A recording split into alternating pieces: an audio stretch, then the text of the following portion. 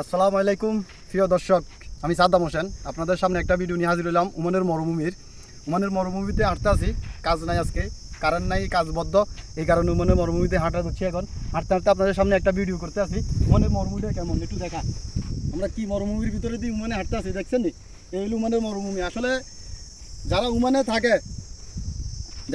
থাকে তারা বুঝে ওমানের গরমটা কেমন মরুভূমির ভিতরে। যারা এসবাতে চাকরি করে বা ছাগলের বসে এসবাতে চাকরি করে, আসলে এসবার ভিতরে কত গরম। আমরা তো তারপরে থাকে কাজ করিয়া বাসায় যে এসি চালা এসির মধ্যে বসতে পারি। এই পানির বোতল হাতে রাখছি, দেখছেন? এই পানির বোতল হাতে রাখছি কারণ গলা শুকিয়ে যায়, গুদুর পর পানি খাইতে হয়। আসলে যারা মরুভূমিতে কাজ করে, যারা থাকে মরুভূমির ভিতরে, ছোট্ট একটা ঘর করি, কারেন্ট নাই, পানি নাই, কিছু নাই, তারা কত কষ্ট করে এই দেশে একমাত্র আল্লাহ জানে। যারা করে তারা জানে। তো ওই কত কষ্ট করে টাকা ইনকাম করে একটা প্রবাসের মাটিতে যদি তার ফ্যামিলি পরিবারে দেখতো, তাহলে কখনো তারা প্রবাস আসতে দিত না। এটা একটা বাস্তব চিত্র। দেখেন হাঁটতে আসি, হাঁটার অবস্থা দেখেন, পুরোটা শরীর ঘাম কীভাবে ভিজে গেছে এই মরুভূমির ভিতরে। আসলে মরুভূমিটা কি, এই বালুর তাপগুলো শরীরের ভিতরে যেভাবে ওঠে, মানুষ আমরা যেমন মুড়ি বাজলে দেশে মুড়ির বালু হিট হয় না, সেম এরকম বালু হিট হয়ে গেছে।